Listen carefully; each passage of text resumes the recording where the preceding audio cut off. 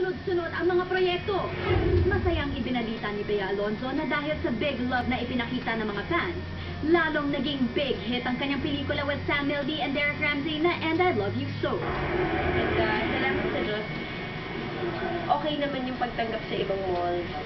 Bongga naman siya doon. So, ayun, nagpapasalamat na lang ako sa lahat talaga ng sumusuporta at sa mga fans kasi sila nire-rent sila yung buong theater just to watch the movie. Parang meron silang sarili nilang premiere night. At ang dapat mo nating abangan, ang big-time balik-tambalang pelikula nila ni John Lloyd Cruz, who has been so supportive din to Bea sa pelikula niyang And I Love You So. Manonood ako ng pelikula niya bilang fan. Gusto kong ma-discover kung ano yung mararamdaman ko pag nakita ko siya sa big screen na hindi ako yung kasama. Meron kaming reunion movie ni Bea. Magkakaroon pala ng another chance. Pwede mong tawagin gano'n? Aba, sinabi gusto ko niya, dapat magbayad siya, no? Ipapasalamat naman ako, binibigyan niya ng time yung pelikula namin para panoorin. Pati ang ibang artista, nagpahayag ng suporta para sa bida ng And I Love You So.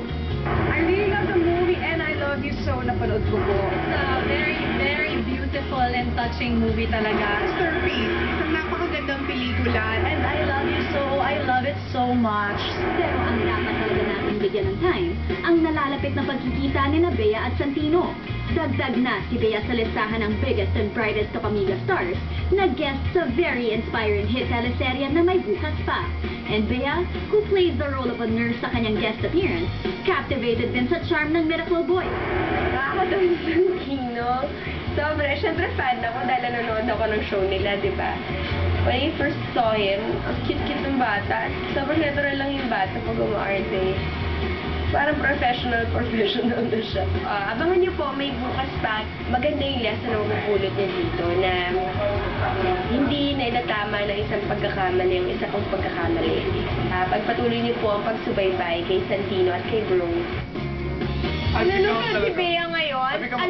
Nanonood ka ulit, di ba? Kagabi? Pangalawang beses, Bea. I've seen the movie. Nanay, 5 times. 5 times? And Boy Nanay? Abunda, twice na. Bea, I have become a fan. Alam niyo po mga kaibigan, pag napanood niyo po ang pelikula, you will know na pinaghirapan at ibinigay niya ang lahat. Alam mo, And that she will only become one of our most important actresses of all time, di ba? You know what I see na dun papunta talaga. You know what I think? Kombinasyon si Bea ng isang Lorna Tolentino at Vilma Santos.